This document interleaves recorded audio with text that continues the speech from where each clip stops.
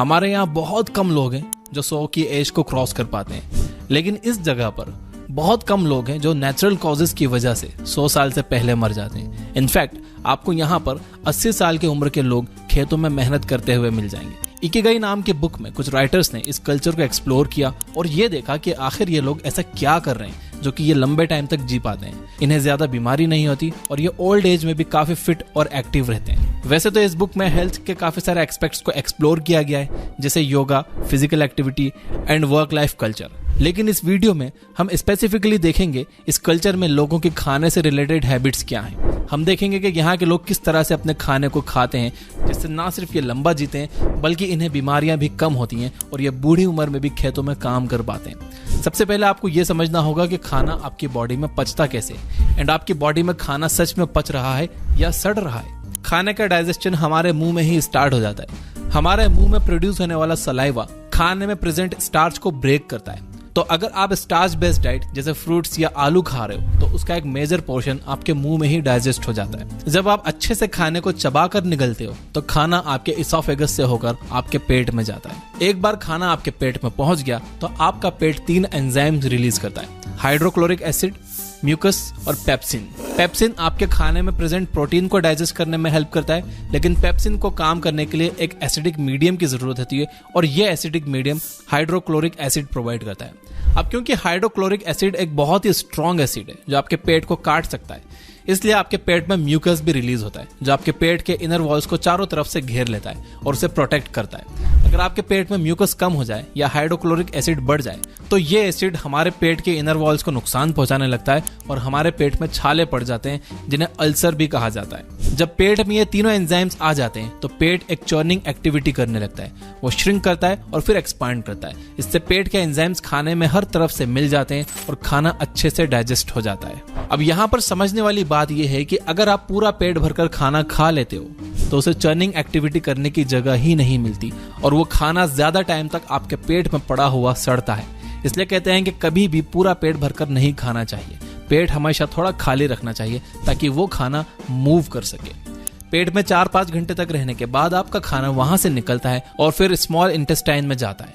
यहाँ उसकी मुलाकात बाइल जूस से होती है जो कि आपके लीवर में प्रोड्यूस होता है। बाइल जूस आपके खाने में प्रेजेंट फैट को डाइजेस्ट करता है। इसके अलावा यहाँ पर आपके खाने में कुछ पैनक्रियाटिक और इंटेस्टाइनल जूसेस भी मिक्स होते हैं जो प्रोटीन को और डाइजेस्ट करने का काम करते हैं। इंटेस्टाइन्स में पेरिस्टोलिसिस मूवमेंट होता है जिसके हेल्प से खाना आगे की तरफ मूव करता है। इसीलिए फिजिकल एक्टिविटी बहुत जरूरी है। जब आप फिजिकल एक्टिविटीज करते हो तो इंटेस्टाइन्स के लिए पेरिस्टोलिसिस मूवमेंट और आसान हो जाता है। रास्ते में आपके स्मॉल इंटेस्टाइन्स की वॉल आपके खाने से न्यूट्रिएंट्स को अब्सॉर्ब करके उसे आपके ब्लड सेल्स तक पहुंचा देती है। जो खाना सही से डाइजेस्ट नहीं हो पाता वो बाकी के वेस्ट मटेरियल के साथ आपके लार्ज इंटेस्टाइन में चला जाता है और वहां से बाहर निकल जाता है। अब जब आप डाइजेशन के प्रोसेस को अच्छे से number 1, chew your food well.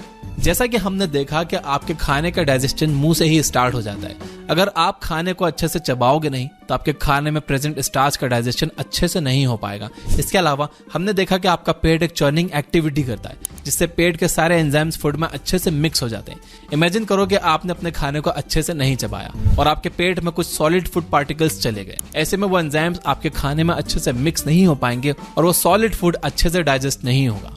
इसके साथ ही वो आपके स्मॉल इंटेस्टाइन में भी अच्छे से अब्सॉर्ब नहीं होगा, यानी आपको उस खाने में मौजूद जो न्यूट्रिएंट्स मिलना चाहिए थे वो मिलेंगे ही नहीं। तो आपका उसे खाने या ना खाने का कोई फायदा ही नहीं हुआ।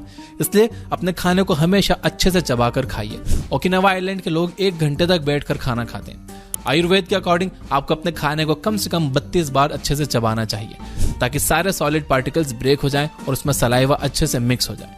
यानी एक तरह से आपको अपना खाना खाना नहीं चाहिए बल्कि पीना चाहिए। आपको अपना खाना इतना चबाना चाहिए कि वो आपके मुंह में ही एक लिक्विड बन जाए। नंबर 2, डोंट ओवर ईट। हमें लगता है कि ज्यादा खाने से हमारे अंदर ज्यादा एनर्जी रहेगी और हम हेल्दी रहेंगे, लेकिन ऐसा नहीं। इकिगाई में कहा गया है कि आपको अपना खाना सिर्फ 80% कैपेसिटी तक खाना चाहिए। हमने देखा कि आपके पेट में एक चर्निंग एक्टिविटी होती है जिससे आपके पेट में मौजूद एंजाइम्स आपके खाने में मिक्स हो जाते हैं। इमेजिन कीजिए कि आपका पेट पूरी तरह से खाने से भरा हुआ है और उसमें बिल्कुल स्पेस नहीं है। ऐसे में आपके पेट को चर्न करने में प्रॉब्लम होगी, उसमें एंजाइम्स अच्छे से मिक्स नहीं हो पाएंगे एंड आपका खाना पचेगा नहीं बल्कि सड़ेगा। एंड जब खाना सड़ता है तो हमें एसिडिटी होती है, मुंह से बदबू आने लगती है। इसलिए आप कभी भी पूरा पेट भरकर मत खाओ। Number 3, don't drink water after eating food.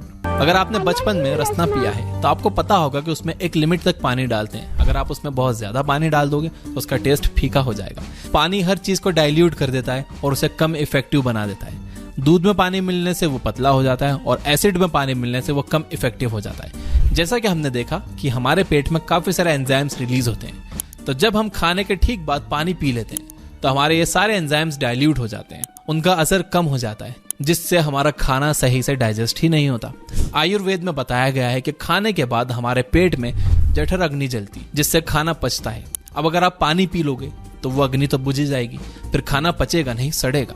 इसलिए खाने से कम आधे घंटे बाद तक आप पानी मत पीजिए। Number 4, do some form of physical activity. Okinawa के लोग लंबे टाइम तक फिट रहने के लिए काम नहीं करते, वो लोग काम करते हैं इसलिए वो लंबे टाइम तक फिट रहते हैं। वहां के लोग आज भी अपने डेली काम को करने के लिए टेक्नोलॉजी का यूज नहीं करते, वो अपने हाथ से काम करना पसंद करते हैं। हमारी जनरेशन की प्रॉब्लम यह है कि हम सारा दिन बैठे बैठे निकाल देते हैं। इस वजह से हमारा ब्लड सर्कुलेशन खराब हो जाता है, हमारे इंटेस्टाइन्स में पेरिस्टोलिसिस मूवमेंट भी नहीं हो पाता। इससे हमारे खाने को आगे मूव करने में प्रॉब्लम होती है, जिससे वो खाना टाइम पर प्रोसेस ही नहीं हो पाता। इसलिए जरूरी है कि आप दिन भर में थोड़ा फिजिकल एक्टिव रहने की कोशिश करो। लिफ्ट की जगह स्टेयर्स यूज करो, मार्केट पैदल या साइकिल से चले जाओ, या फिर अपनी गाड़ी थोड़ी दूर पार्क कर दो ताकि आप मार्केट पैदल चलकर जा सको।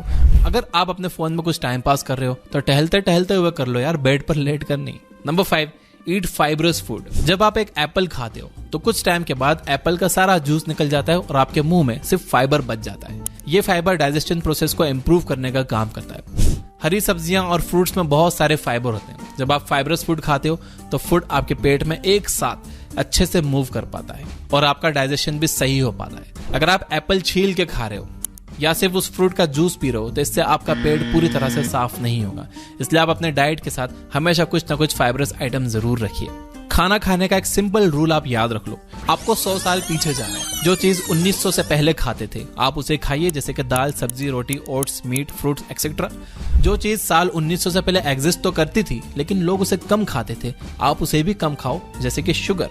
और जो चीज साल 1900 से पहले एग्जिस्ट ही नहीं करती थी आप उसे जितना ज्यादा हो सके उतना ज्यादा अवॉइड करो। इस कैटेगरी में आपके सारे प्रोसेस्ड फूड आइटम और जंक फूड आ जाते हैं। अगर आप इस सिंपल से रूल को फॉलो करोगे तो आपको पेट से रिलेटेड कोई प्रॉब्लम नहीं होगी और लंबा जियोगे। और हमारे सोने का तरीका भी हमारी हेल्थ में इतना ही इंपॉर्टेंट रोल प्ले करता है जितना कि डाइजेशन।